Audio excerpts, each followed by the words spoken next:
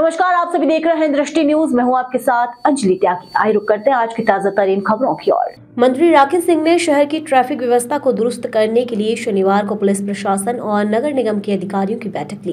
बैठक में शहर के ट्रैफिक से जुड़े कई निर्णय लिए गए, जिसे कि जल्द से जल्द अमल में लाने के मंत्री के द्वारा निर्देश दिए गए हैं।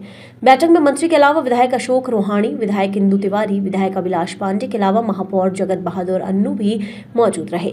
मंत्री राकेश सिंह ने कलेक्टर दीपक सक्सेना, एसपी संपत उपाध्याय, नगर निगम आयुक्त प्रीति यादव से बैठक के दौरान कहा कि हेलमेट चेकिंग, गाड़ी के दस्तावेज चेक करना सुरक्षा की दृष्टि से ठीक हो सकता है, पर ट्रैफिक से सीधे तौर पर लेना देना नहीं है। इसलिए इस पर सबसे ज्यादा बैठक के बाद सर्किट हाउस नंबर 1 पर मीडिया से चर्चा करते हुए मंत्री राकेश सिंह ने कहा कि हम चाहते हैं कि हमारा शहर महानगर के स्वरूप में दिखाई दे, जिसके लिए जरूरी है कि शहर का इंफ्रास्ट्रक्चर तैयार हो। सबसे ज्यादा जरूरी ट्रैफिक व्यवस्था ठीक करने की है, लेकिन लगातार शिकायतें हो रही हैं। कोर्ट संज्ञान लेकर आदेश दे रहा है, जनता परेशान है।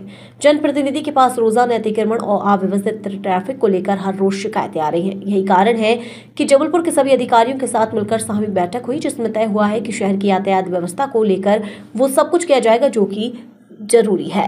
बहुत दुर्भाग्यपूर्ण है कि बांग्लादेश में जिस तरह से हिंदुओं पर, सनातनियों पर जो अत्याचार हो रहे हैं वो दुर्भाग्यपूर्ण है, निंदनीय है।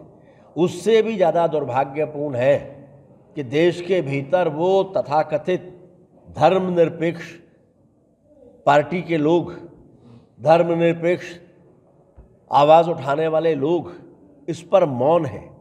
इनमें से किसी के मुंह से आवाज़ नहीं आती। कांग्रेस का कोई स्टेटमेंट आता है? अगर उन्होंने एक औपचारिकता कर ली कि ये नहीं होना चाहिए, लेकिन देश में, भारत के भीतर अल्पसंख्यकों के साथ कोई भी गलत काम ना हो, उसको लेकर सरकार भी हमेशा से अपनी व्यवस्था बनाकर रखती है। लेकिन अगर थोड़ा भी कहीं कोई घटना घटे तो ये सड़कों पर उतर कर आते हैं। बांग्लादेश में जो कुछ भी घट रहा है वो दुर्भाग्यपूर्ण है।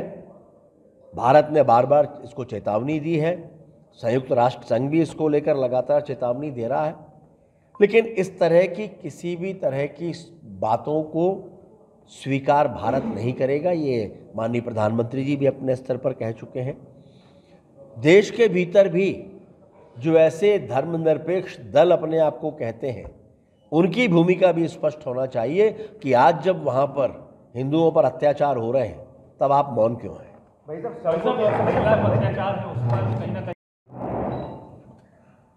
जब हम ये चाहते हैं कि हमारा शहर महानगर के स्वरूप में दिखाई दे, तो उसके लिए ये आवश्यक है कि महानगर के स्वरूप के लायक लगभग पूरा इंफ्रास्ट्रक्चर तैयार हो।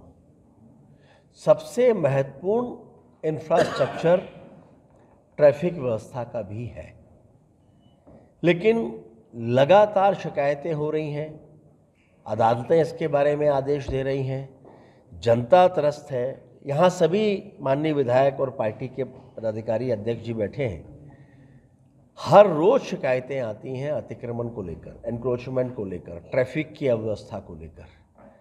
तो आज जबलपुर के सभी प्रशासनिक अधिकारियों के साथ हम सबकी सामूहिक बैठक हुई है।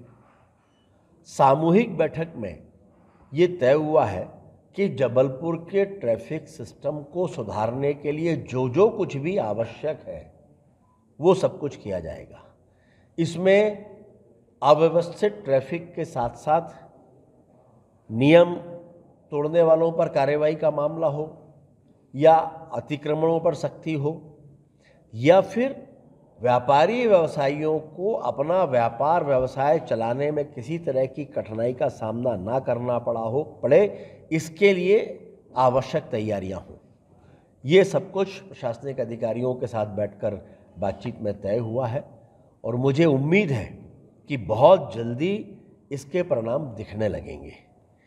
ये भी चर्चा में आज आया है कि आमतौर पर पुलिस जो कार्रवाई करती है, तो पुलिस कार्रवाई करती है हेलमेट, गाड़ी के कागजात, जो सुरक्षा की दृष्टि से आवश्यक हो सकता है, लेकिन ट्रैफिक से सीधे तौर पर इसका कोई लेना देना नहीं है।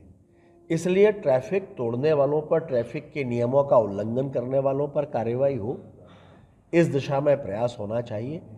और मुझे लगता है कि जबलपुर की जनता एक मत है और सभी जनप्रतिनिधि भी यहाँ पर बैठे भारतीय जनता पार्टी के, सब एक मत हैं कि शहर की ट्रैफिक व्यवस्था दुरुस्त होना चाहिए, कानून व्यवस्था दुरुस्त होना चाहिए।